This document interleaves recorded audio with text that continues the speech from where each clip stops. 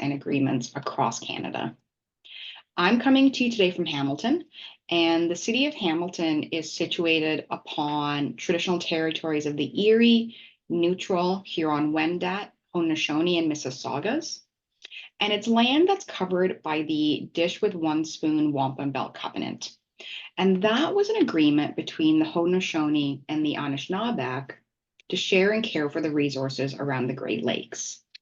And since that agreement was made, other Indigenous communities, settlers, descendants of settlers, such as myself, have been invited to take part in this agreement so that together we can preserve the natural resources around the Great Lakes. The area I'm from in Hamilton is also covered by the Between the Lakes Purchase of 1792, which was between the Crown and the Mississaugas of the Credit First Nation. We are appreciative of the First Nations, Métis, and Inuit people who have cared for these territories, these lands, since time immemorial, and who continue to contribute to the strength of long-term care homes and communities across the province. In case you didn't know, acknowledging the land is an Indigenous protocol that is used to express gratitude to those who reside here and to honor the Indigenous people who have lived and worked on the land historically and presently. They still do today. It allows us the opportunity to reflect, to appreciate the unique role and relationship that each of us has with the land, and can also provide a gentle reminder of the broader perspectives that expand our understanding to encompass the long-standing, rich history of this land and our privileged role in residing here. So whether you are Indigenous or a settler, or you are someone who is a descendant of people who came here against their will, we can all consider the role we play in supporting this land and our community members.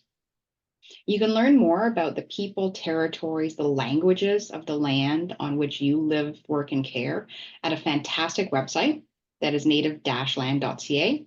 You can put in your address and it'll tell you a lot about the place where you live or work.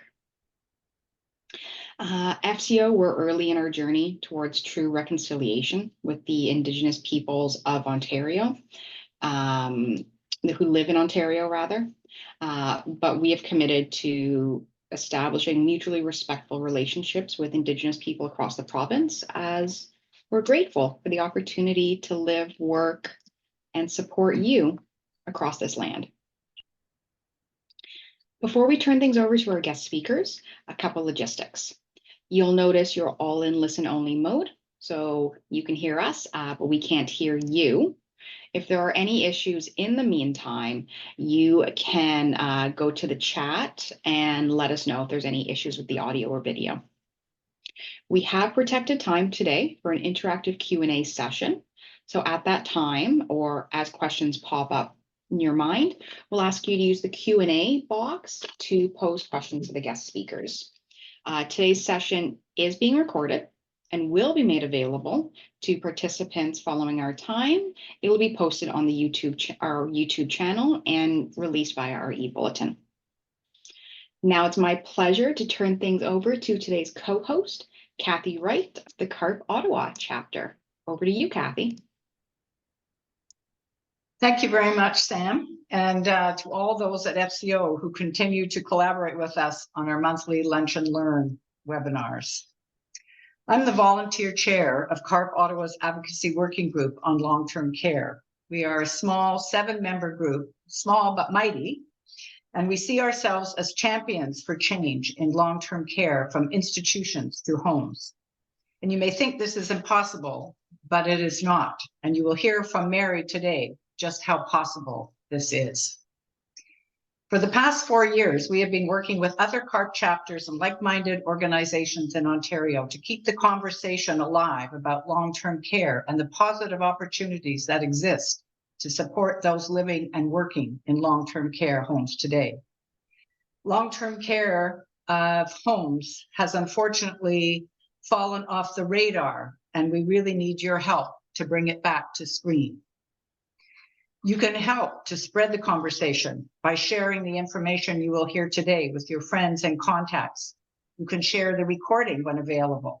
You can also help by sharing our website at www.changeltcnow.ca, where you will see our monthly Lunch and Learn recordings, as well as our regular blog posts and numerous other resources.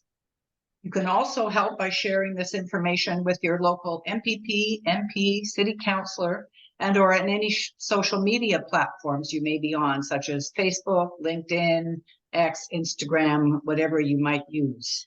We really do need your help to spread the word. And I now have the distinct pleasure of introducing Mary Connell, who is the Regional Manager, Special Projects at Jarlette Health Services. Mary is a registered nurse with a 30-year career as a frontline practitioner in intensive care, emergency, and public health. Then she became the strategic advisor for the Commissioner of Health Services for the region of Peel. And it was then that she began to dedicate her time to large-scale transformational change. And it was then she implemented the first butterfly model in Ontario in Peel region. And she never looked back. Thanks to Mary's leadership, passion, and determination, there are now many other long-term care homes that have made the same transition from institutions to homes. We are so grateful to Mary for all she has done for the residents, families, and staff involved in Butterfly, and for always being available to us for updates and support as we try to increase awareness of all the different transformational models of care. Thank you so much, Mary, for taking the time to be with us today. And the mic is now yours. So hello, everyone. Thank you very much to Sam and Kathy for that introduction. Thank you, Kathy. That was very generous of you. And certainly has been a long journey of implementation of emotion-based models. I've been doing it for 7 years in the province, and sometimes I think I haven't gotten very far, but of course I have. But it hasn't all been me. There's been many people who have supported and were believers as well. But most of all, I want to thank the families and the people living in the homes who gave me the energy and the hope that things could be different. And certainly my father was one of those. And that's the main reason that I do this particular work, is because of him. I value you being here today and you taking the time to listen to this. So I've tried to make this presentation as information dense as I can. I'll also try to make it a little bit fun and engaging. Hopefully it is. But you can always connect with me after if you require more information or you have more in-depth questions. Okay, so I'm just going to share my screen here.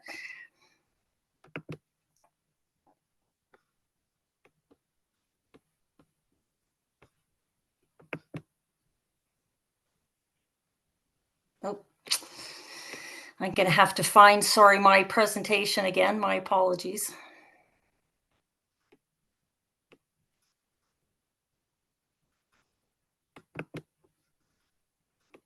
It has wandered off from me somewhere.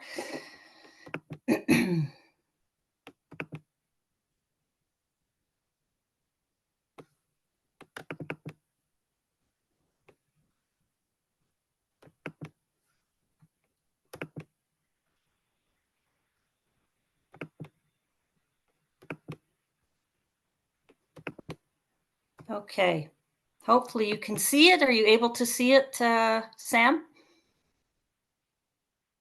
Looks good to me. Okay, thank you.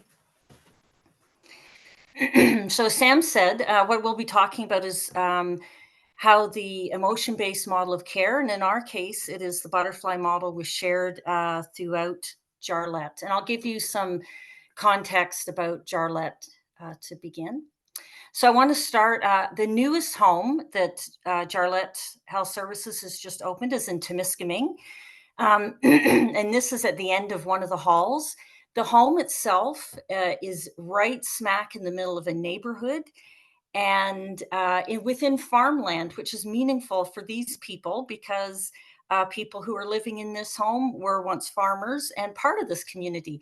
And what I think is particularly lovely about this location in the home, now at the end of every hallway, they have these chairs and beautiful windows to people to look out.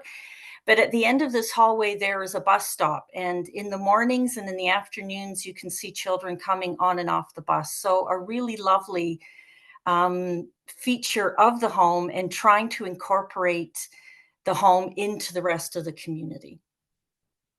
Okay, so the order of the presentation. So I'm just going to give a background on Jarlette, the scope of the change at Jarlette, some of the anticipated challenges and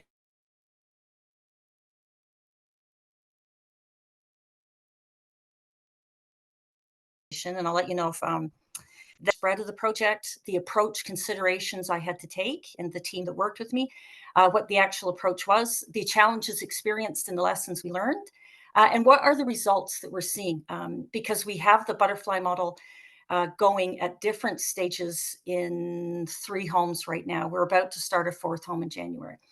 I'll talk to you a little bit about costs and savings, and then what's next.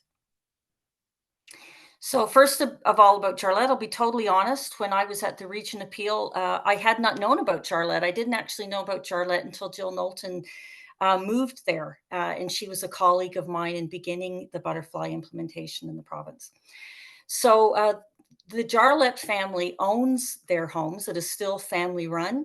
The first home was opened by Alex and Bobby Jarlette in 1970 in Midland.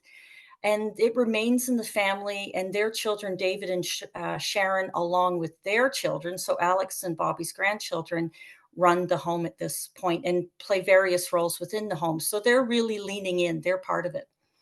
They now own 14 long-term care homes and 8 retirement homes, lodges throughout the province. Jarlette employs 2,100 employees within the long-term care division. And the size of the homes range significantly from little tiny homes, 36 in the town of Stayner, to 160 in places such as Midland and London. From 2022 to 2026, 6 new homes will be built, and there will be 3 new home rejuvenations. So it's a busy place to be, for sure. Jarlette and butterfly are a great match. And why am I saying this? Because if you're going to be implementing the type of culture change that we are talking about, which is, at times shocking to people, you have to have the support of the organization you're doing it in. And Jarlette absolutely does, based on their values around commitment and passion, respect, innovation, accountability, responsibility, and striving to do the right thing.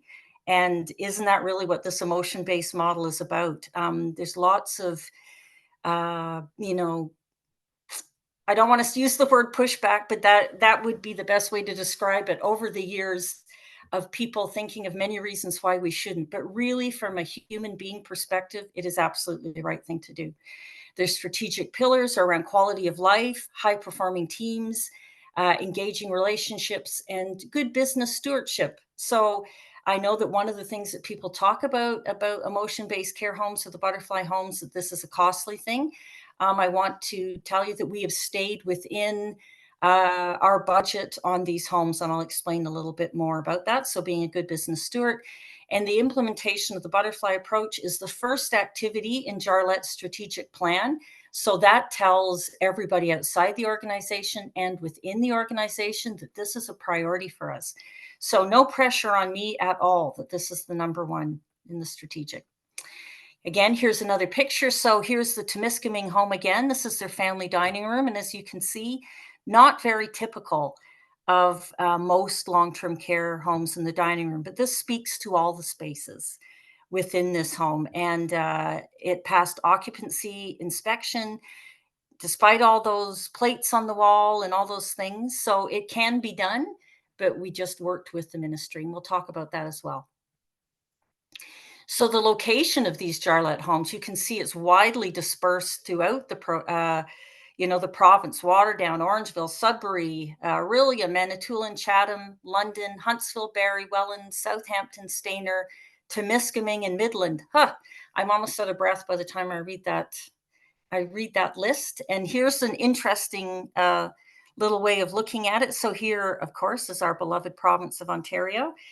And to get from the most southerly home in Chatham, Kent, to the most northerly home in Temiskaming Shores is 7.5 hours by car.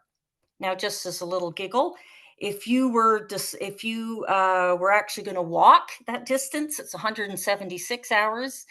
Google was please tell me that. And if you decided to ride your bike, it would take you 44 hours to move between those two homes. So you can see from an implementation perspective how challenging taking on an implementation like this actually is. And that certainly hasn't been my experience. It was always in the GTA. So not only is it the distance, but believe it or not, between those two spaces and all the spaces in between, there are very distinct cultures and practices and languages and people that need to be taken into consideration. So just because you do one thing at Temiskaming Shores does not mean it's going to work in the home at Chatham, Kent. So it truly is a person-centered model in the most extreme type of way. Here's a picture of Alexander Place. So this is this is the home in Waterdown, and we've taken the existing home here and just inserted a butterfly home within that home. So this is already an existing home.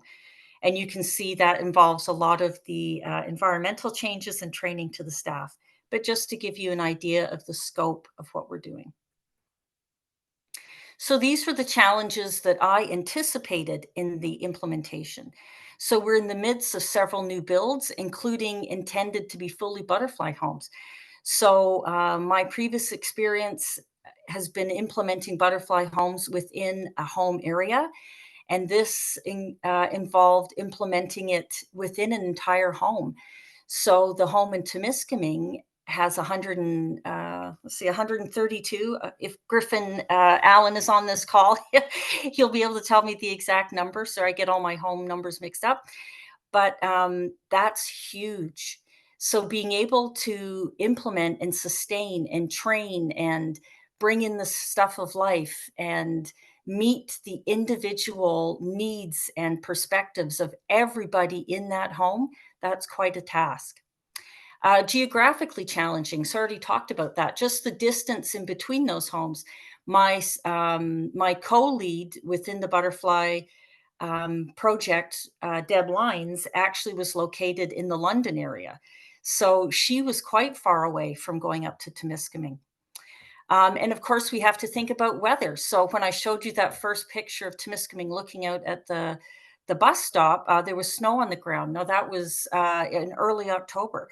And I know that they've got some snow and freezing rain happening up there as well. So that's something to consider when you're implementing. 2 languages, and there's, obviously probably more, but we have 2 official languages in Canada, and we have a number of northern homes where you will see French. And so we have to take that into consideration when we're doing things in the home. I'm actually looking at the training packages we do, and are there things that we need to do to be more inclusive about French language? And of course there is. Leadership skills. Very often in long-term care, my background is in public health, and everybody came in with a baseline skill set where they all had things like project management, change management, leadership development. Most of them were trained at the master's level because we did kind of thought leadership. But within these long-term care homes, leaders have operational skills. Most of them come within the home system or direct care themselves. So they're nurses or life enrichment people, and not necessarily having some of these particular skills they need. That's not a criticism. It's just a recognition of the work that they've done before. When I was sitting at one of the post-COVID tables with the ministry, and we were looking at leadership development for the DOC and the administrator within the homes, these were one of the things that we were talking about, in addition to emergency management. So this is something that I believe is on the docket for leadership teams in the home coming up. But it was something that I anticipated was going to be a challenge. Staffing challenges in the north, and you might say, well, there's challenges all over long-term care. That's absolutely true. But in the north, if you've been watching the news or listening at all, they have particular challenges up there trying to get staff. So I thought that's going to be an issue. Differences in culture within each home. And I'll talk about that when we get down to some of the things around Temiskaming. But um, my experience again has always been in the GTA. Up in Temiskaming, I'm putting up the things of life, or I'm not actually the butterfly lead in that home. Alicia Fader is doing that, putting up things like hunting and fishing, and those might not necessarily fly in a GTA home. So it was certainly learning a lot about culture and stopping and taking the time to learn what that culture actually is. Anyway, all of these things were difficult, but not impossible. Nothing is impossible in this project. We just need to look at it from a different perspective and find a way. Now, I didn't actually have this slide in my presentation until this morning, and I've been doing some thinking about this. If you're thinking about doing a person-centered model within your home or your organization, you need a butterfly lead. This is not the kind of work that somebody can do off the side of their desk. And I have been very intentional in hiring these individuals about what I'm looking for. So I'm looking for someone with very high levels of emotional intelligence. That just goes without saying. They need to be tender-hearted and sensitive, able to be vulnerable. The first question we ask people on a butterfly interview is, tell me about your most difficult day. And I always know if I've got a true butterfly, if they tell me about something that's happened in their personal life. If they tell me a story about a day where they were short and they had to give out the meds, well, that was a hard day, but it doesn't show me vulnerability as a human being. If you can be empathic with someone who's living with dementia, you need to be vulnerable. You need to understand what that feels like to need people and to have to reach out. They need to be resident first vision. So I like people who know the organization and know the processes and the policies, but above all, they need to have what's important to the well-being of the resident first and foremost. They need to be able to compromise, but not with the residents' well-being. Whenever you're doing a project, there's a lot of give and take, a lot of compromise, and I'll give you some examples of things that we've done later. But absolutely never can we compromise on the well-being of these people living in our homes. They are not necessarily a team player, and so what often happens in the beginning of an implementation is they rub up against the leadership team, who traditionally have been taught in that medical model, and they're following a checklist every day. And again, this is not meant to be pejorative, but I want these people to be disruptors. If they were team players, we would not be changing the culture, because it is human nature to go to that which people are familiar with and is easy, because we work in a very challenging environment with lots of things coming at us every day, and we have a lot of competing priorities. So it would be very easy to let some things go, but I don't want that person. I want the person who's going to be a disruptor. So it is very challenging for these butterfly leads in the beginning. And one of the things that Jill Knowlton and I have been discussing is how to support them better. It's terrible to be the messenger who always gets shot. And so I really feel for these vibrant and strong young women that we have put in these roles at Jarlette. I need someone to be able to see the big picture, and that sometimes it's about planting the seeds. It's not a winner take all attitude. So I'll tell you one of the things that happened when we did the occupancy inspection for Temiskaming. We had small appliances out, so kettles and toasters. And in that occupancy inspection, they would not let us leave those items out because they felt they were a danger to the people living in the home. So we're allowed to use them, but we have to have staff present when they're being used. So what I'm going to do is go back to the ministry. So we've accepted that. We've done exactly what they've asked us to do. And then we're going to lean in and work with them. Okay, so what are you looking for? What are your concerns about? Because I want my friend Bill, who's an old Scotsman, to be able to make a tea in the middle of the night if he wants one, right? So how do I get that? But I can't do that by myself. I need to work with the ministry and the regulators to get that in place for Bill. So it is always about compromise, but these butterfly needs need to see the big picture. So that's who I'm looking for. And if there's anybody looking to hire or thinking about putting someone in this role, I certainly have all the background material to support you. Just need to contact me. So scale and spread. So what are these two things? Scale certainly is about, they talk about scaling up. So taking it from one home, which is what traditionally happens in the implementation of a butterfly model, to thinking about how do I scale this in an organization the size of Jarlette? So I can't just do what I did in a single home. I need to build the infrastructure that will support that scaling. So whether that's about having the appropriate buildings, having the skilled people, the number of people in place, the internal resources. I have to have people like finance on board. I need to have our policy people on board, our research people. We certainly have to have the funds in order to scale, and we have to have the processes. So we need to be able to scale in order to put a full implementation across Jarlette. And spread. So spread is a process where we take a change idea and take it beyond the initial area of testing to new areas.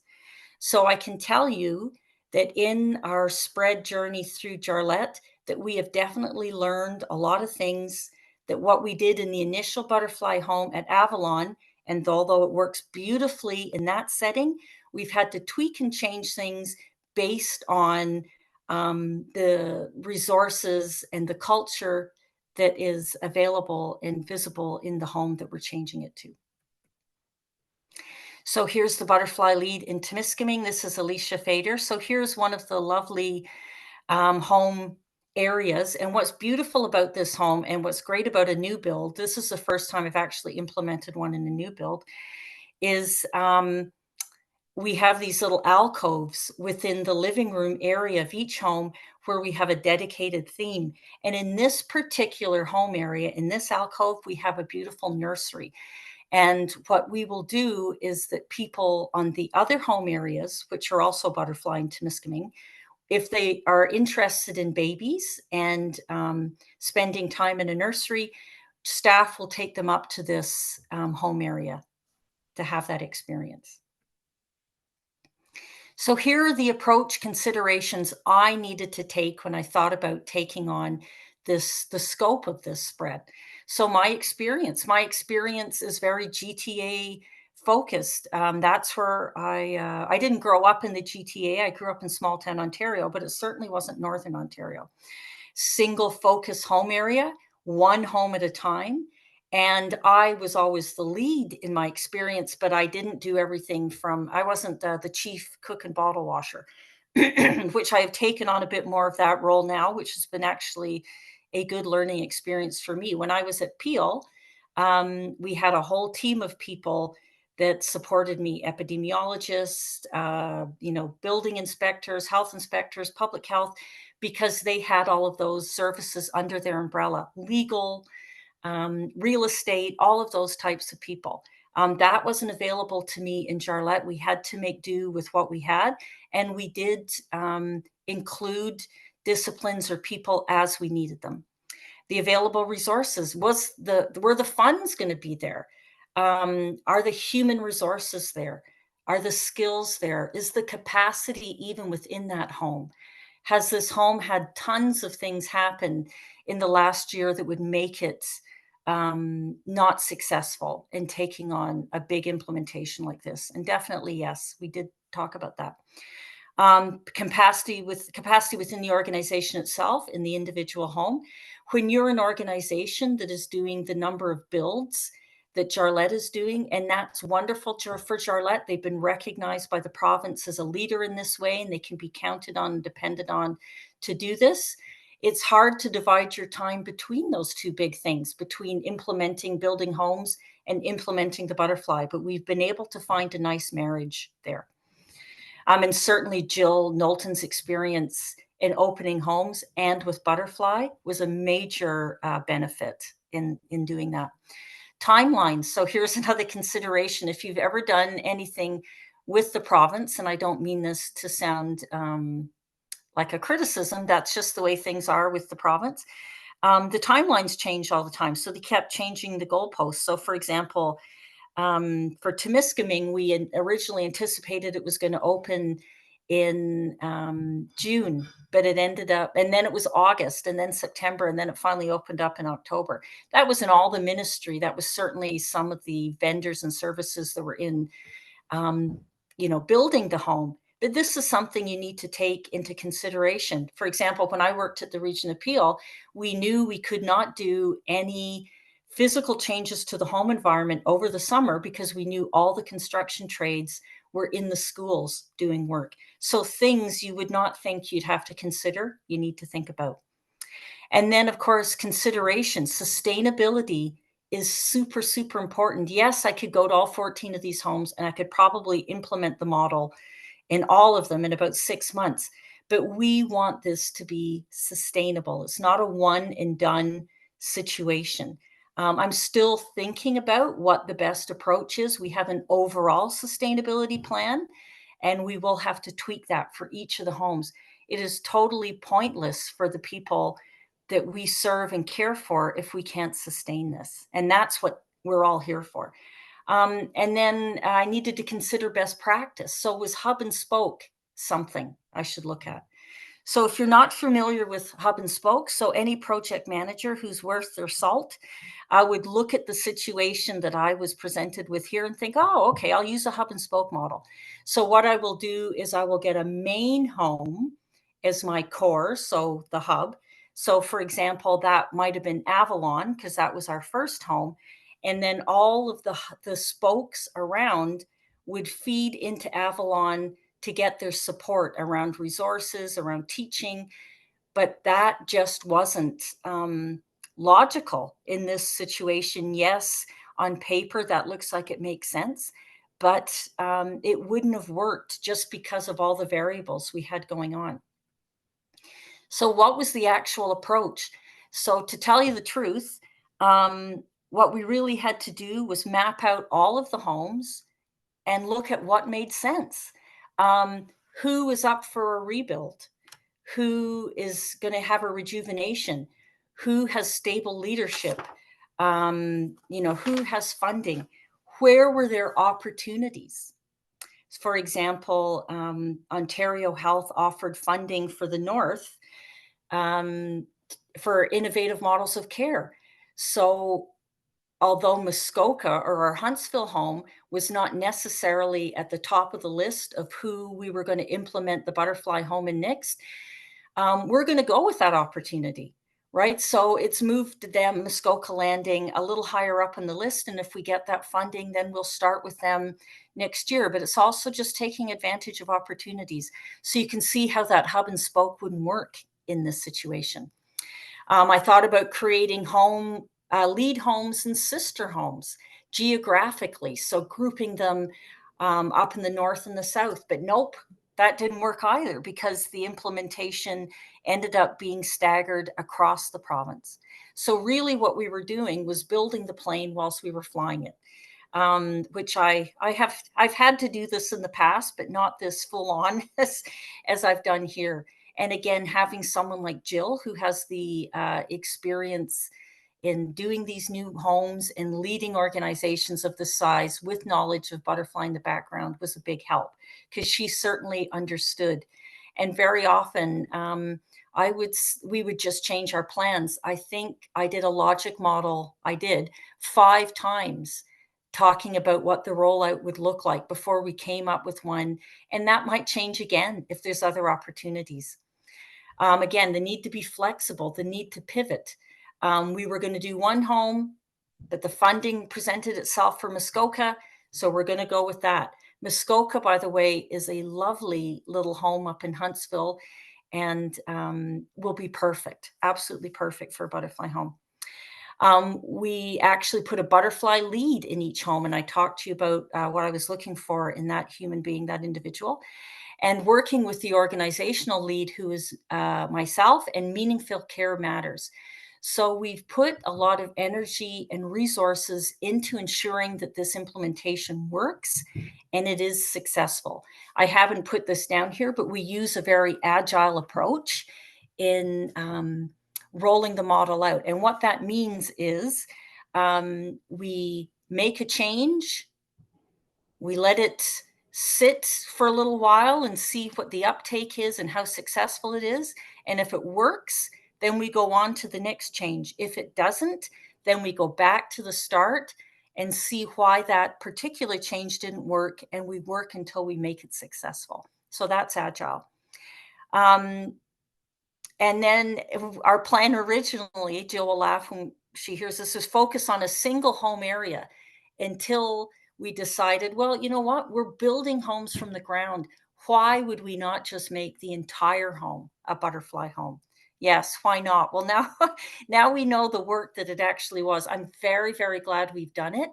And from a consistency in the home and a staff satisfaction perspective, it makes a huge difference. There's just some things we're going to have to tweak moving forward because it is a tremendous amount of work. And Alicia Fader is the butterfly lead in the Temiskaming home, will need additional support because she is supporting 4 actual home areas, 4 individual butterfly homes within a home. So what are we actually doing now? So Avalon has been 18 months into their butterfly implementation.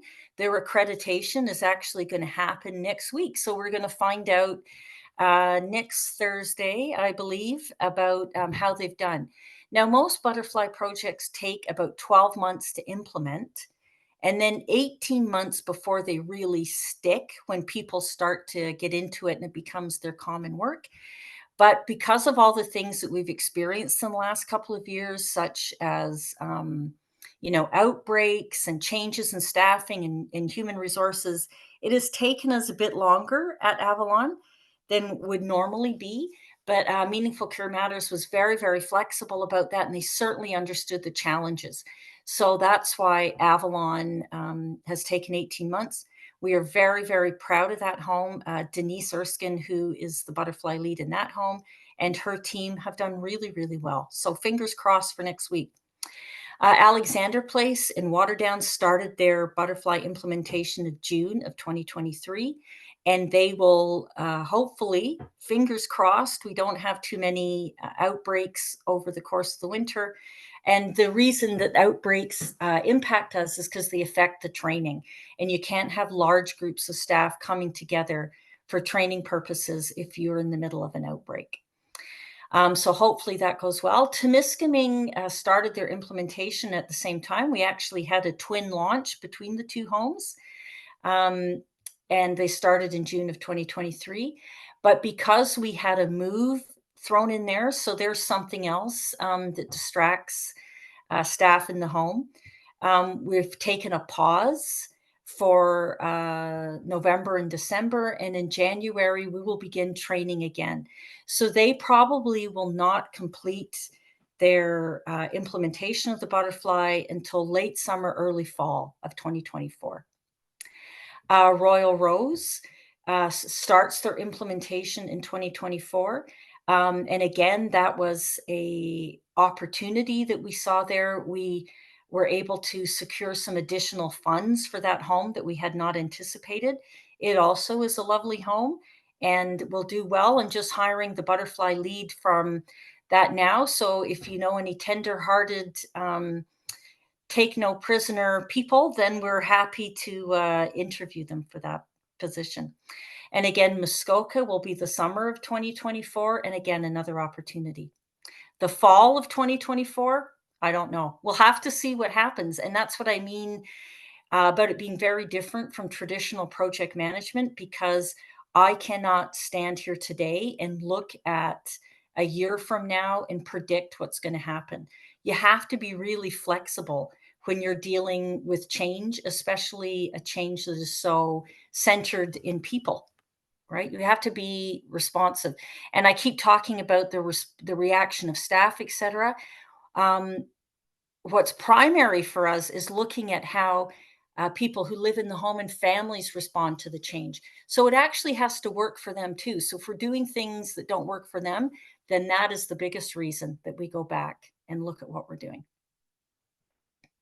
So here's another picture of Temiskaming and Alicia and her lovely display skills. So here is a music wall, and it is in a hallway with people who are lovers of music. That's the other thing we tried to do, was be very intentional of how we grouped people in the home. So we have people in like stages of dementia close together, as well as people with shared interests together. And that's how things work for them, right? But this is what we're thinking is the best approach. We might find out something that is different, and we will make adjustments based on that. So here's the challenges I actually experienced. So timelines around the new builds. So I described that a little bit about how that kept changing. And when the ministry says they're coming to do the pre-occupancy, you better be ready. And having someone like Jill Knowlton, who's done this a few times before, our ducks were certainly in a row, and we were ready and did really well on our pre-occupancy inspection. Some of the other things that we'll need to look at are some of the old requirements that are in that pre-occupancy inspection, and I'll talk about that a little further down. Funding applications. So obviously, Jarlette would love to start this in every single home tomorrow, but there's definitely financial implications for this. And again, I have a slide on this coming down, and those need to be considered. And that was a challenge. And also, if you have an organization that is devoting a significant amount of funding to building homes and doing a great job of these homes, you need to balance that, right? So with the project implementation. Getting the training done prior to moving. So this was something that was a challenge in Temiskaming. We wanted to start the training as soon as possible because people were in the older home. It didn't mean that they should wait. We want them to experience the benefits as soon as possible. So they received training June, July, August, and August. And then we will start session 4 in January. But that pause could cause us to have a bit of a fallback in how people practice emotion-based care in the home. But we have, and I spoke to Alicia this morning, she's got a plan about reorientating people before we go into session 4. Session 4 is family mealtime, which is traditionally the most difficult or complicated training. So that was why we made that division there in the training, but it was a challenge. Staff turnover. In a number of homes, what we did was we trained and then people left to go to other positions. This is not a situation that is unique to Jarlette. It's happening all across the sector. Actually, in Avalon, we did training and a significant number of people moved around the home and went to other places. I mean, the benefit of that is also then we get new people as well, because as well as people leaving, we have people coming. But it presents a challenge to maintain a skilled group of staff who are implementing this. But Denise at Avalon has done a brilliant job of getting that training done and keeping everybody up to speed. Being mindful of all the changes that are happening and its impact on staff and residents. I know that the implementation of the butterfly model, even though it's my favorite thing in the world, and I could talk about it endlessly till midnight, I know it's not everybody's favorite thing. And I know that there's other things happening in the world. All you have to do is turn on the TV to see the distractions that people have. Our staff are not immune to those things, to the financial issues. People are under stress. We know, and this includes staff, residents, and families. We know that post-COVID, we've got fatigue, we've got burnout. So am I going to put a great big change with lots of pressure on people in times like this? No, I have to be really mindful of what those changes are. I need to hear what people are saying to me about what they can do and what they can't do. I need to listen when people talk about having other ways of managing the issue or achieving the same goal, because we want to fill people up again, because I am confident, based on the other homes that I've implemented the butterfly model in, that it is a healing process. It actually builds staff up and it makes them want to come to work. So I know the butterfly model is a solution to burnout, but I don't want to burn them out in the same time. And pulling together as a single organization. This is not an individual home. This is not about individual practitioners. In order to be successful at implementing and having this type of scope and spread, we need to work together. One of the things that I'm looking at is, I'm going to organize this in January, is a community of practice among these homes so that we can support each other. So these are some of the challenges that I experienced. When you have an organization this size and with this number of homes and that are so spread out, there is going to be issues with communication. I would just expect that. So having people in one home doing something operationally different than they would do in another home, just because of a different type of communication, right? So everybody who's in a butterfly home needs to do the foundational things the same. For example, we don't have uniforms. That is a belief across all homes. That's one of the non-negotiables in the butterfly model. So that is not open to cultural interpretation within individual homes. But in any project with challenges, thank goodness, there's also opportunities. That's what keeps us going. Before I came to Jarlette, I always heard that that could not be done in the for-profit sector. Well, here we are doing it. Jarlette is doing it, and successfully. It spreads the approach throughout the province. So Jarlette has a large footprint in the sector and within the province of Ontario. And they are a leader in the area of long-term care. So people will look to them, and so it will have influence, and they are advocating for the implementation of this model just by virtue of doing it. Mary, Yes, it's Mark. We need to wrap up in just a couple of minutes, so we have time for questions. Thank you. absolutely. Okay, we're going to make it non-GTA. And we're going to teach them that you can scale it to the province. Again, applying the model in a second language, and we're going to test new observations. There's new things coming up. So Mark, I hope that's not too going too long. So here is Avalon again. Here's Denise, the lead for Avalon. They're at a meeting, and there's one of the people living in the home at a meeting. That's how you know that it's been implemented successfully. Okay, so lessons learned. We need to do a readiness assessment at the home level for each home. There needs to be training for leaders. We need to inject senior leadership into the implementation. They need to be visible. We need to work with the ministry on the new build designs, so around the appliances and the lighting. Collaborate with others.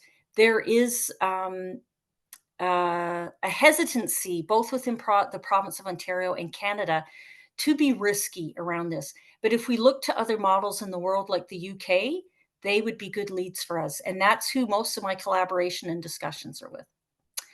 So what are we seeing? We're seeing significant reductions in things like antipsychotic meds, PRN pain med use, weight loss, depression, an increase in engagement, staff participation, and sleep. That's a new thing we're measuring. We do have the challenge of incidental sick time with staff. It normally goes down by 75%, but post-COVID, we are still seeing that. There is an opportunity to measure wandering at Temiskaming because we have video cameras installed within the home. So we will be able to monitor wandering and evaluate that. And current research. So we're doing the Sonnet study on engagement with the University of Toronto and with the University of London. Okay, costs and savings. So two types of costs. Anyone who's heard me say this before, one-time and ongoing cost, and it depends on the home. Is it a rebuild or rejuvenation? Avalon was created within the existing budget because we're building a new home in Orangeville in 3 years, so it didn't make sense to make a lot of structural changes. Temiskaming was covered by the funds of the new build, and Avalon is under provincial funding, or sorry, Alexander Place is covered under provincial funding for the Innovation Fund. So different funds there. I know this is something that really interests people, so please contact me if you want more information. But my question to people who always say to me, what does it cost to do it? I always say, what's the cost of not doing it? Okay. Oh, and that was Stacy from Alexander Place, the other butterfly lead. So research drivers going forward, we're going to look at cultural differences. We're going to do more research on sleep, wandering, doll therapy, and leadership engagement. So what's next? We're going to continue with the implementation of the 4 homes over the next 2 years. We're going to support the butterfly leads through education and emotional support because it is a hard gig. We're going to review our policies so they are more reflective of emotion-based care. And we're going to continue to apply for funding and advocate for ongoing financial support from the province. So even though we're doing it for us, when we demonstrate that it is possible, I know we're helping other people in the sector. And that's me. Thank you. So you can contact me if you wish for more information. Well, thank you so much, Mary. It's always interesting listening to your presentations because you invigorate all of us and we all have questions. And I see a few on the screen right now. I just want to mention just a couple of things that sort of came out to me in that you talked about the whole home versus just having projects within homes and how much work it is, and you went in depth with Temiskaming Lodge, and thank you so much for doing that. How do you get when the butterfly lead is not a team player and whatever, a cultural disruptor, you said, and rubs up against management? How does that work? How do you change that culture from the management team not necessarily being on board in the beginning? Well, and it's and I don't want to overstate that. There's certainly people within the management team, but it's the most challenging in every project for the management team. So when I say that they're not a team player, they do work well with the team, but they have a project and they stay true to it, right? So it's about compromise and win-win. So it's not like, Mary, we don't have time to do family meal time. Can we just adjust these components of the model? So the butterfly leads would say, no, we have to make it work within our structure. And leaders might not always be able to hear that or receptive to that. And it is very hard in the beginning, Mark. This is why we hook butterfly leads up with EAP, because they're the messenger, and there's not always the message that wants to be heard. So it is very hard work. Eventually it works out and everyone loves them. But in the beginning, having done that job myself, it's not easy. Right. I understand. There was a question related to what are the 2 or 3 key things necessary to shift from traditional to butterfly. And I think you've touched on that with your answer just now. Okay. Well, how do you support then equity and diversity and inclusion? You talked about understanding the culture within that area for the home. And they're all different. So how do you support the differences in these homes? Well, you engage the families, you engage the people who live in the home, you engage the staff. Before I came to Jarlette, I had done this in 9 home areas. So I have a recipe book. I could have just carried on. But because the butterfly model is about meeting people's emotional well-being, it was important to know from a high level what's important to this culture, but even drilling right down to the individual human being within that home. For example, in Temiskaming, we have a woman who's Dutch. And so having staff learning key words that could support her, right? So that's how we do diversity inclusion. And then you look at a home like the Rakai Center, which is in Toronto, has a home that supports the LGBTQ home area, and they're doing emotion-based care. But they also support people who were traditionally homeless or disenfranchised. So unless you lean into the people who are in the home, that's how you become inclusive. Right. We have a question here related to spiritual care, and how is that integrated in? Well, all of our homes have a chaplain, but again, looking at the human being, what was important to them. For example, Alicia was showing me at Temiskaming, there's a woman who is uh, a practicing Catholic, and her faith is very important to her. Around her room area are things about her religion and her culture that are important. Like there's a picture, I believe, there of, I think it's Fatima or the Virgin Mary, but also making sure that Mass is available, and that if that person was to pass, there was a priest available to do last rites. We've had people who were Hindu. What's important from a music and a so all of those things, if you drill down to the human being, you will always be able to do that. And of course, And religion is a part of that, especially for this age group, right? absolutely. Yeah. And we always have questions about costs and funding. And it was interesting when you said you have to look for the opportunities. And there are funding envelopes. You have one in the north for Temiskaming. You have something for Alexander Place. And you've obviously found this. And it takes a bit of searching, does it? Or do they, how do you find out about this? Well, OLTCA and Ontario Health send out notices. Advantage sends out notices, and just having contacts at the ministry and asking for opportunities. I mean, the poor guy that awards the Ontario Health, I mean, I'm onto that guy all the time. He probably sees my name come up and he sighs, but always looking for things. And are there, because some of those funding applications didn't necessarily involve, like the community fund didn't actually spell out models of care, but we were able to word the application in such a way. And my background in research, I have a lot of experience in filling out funding applications. So if anybody needs any help with that, please give me a call. But it's always looking for opportunities. And I one last quick question. So in terms of the costs, once it's been implemented, and you said 18 months before you're kind of on the road with the whole thing, are there cost savings achieved once you've done all that? Once this model is in place, do you think there are cost savings? Oh, yeah, and we know there are. We've seen them. Lack of staff turnover. So one of the huge things right now is agency use. So if you have staff that love being at home and in your home and dedicated to your home, then you're not paying for agency. You're not paying for turnover. So you're looking at orientation and training, sick time, but also things like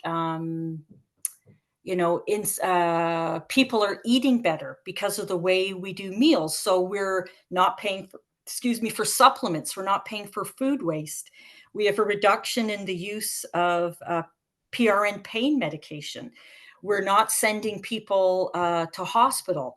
We're managing responsive behaviors in the home, which is not necessarily a savings to the home, but the ministry likes to hear that that's a savings to them, both from the emergency department and through behavior units. So same pants, different pocket, right? So, but there are lots of different savings. And there's an emotional savings, right? People who are in these butterfly homes live 3 years longer. What is that worth? Right. And we could go on, and I could ask you a million more questions, but we've run out of time. And I just want to thank you so much, Mary, for sharing your knowledge and expertise with us. You're always wonderful to listen to. And you've invited people to contact you directly if they have further questions. I'm sorry we couldn't get to all of them. So thank you so much again. And I need to turn it over to Sam now. Thank you very much, everyone. Thanks so much for such an informative session, really about the implementation of the butterfly model and how it's possible and the key success factors. So family council or long-term care home folks on the line today, if you were inspired by the potential and the realized outcomes of the implementation of a butterfly model in your home community, follow up with Mary, share the recording of this session with your home leadership, because it is possible to create long-term care homes that are vibrant, beautiful spaces to live, work, and care. So on behalf of the attendees, another big thank you to Mary and Marg from CARP Ottawa, and Mary Connell, our guest speaker. This has been another webinar co-hosted by FCO and CARP, and we thank you so much for joining us today. Take care, everyone.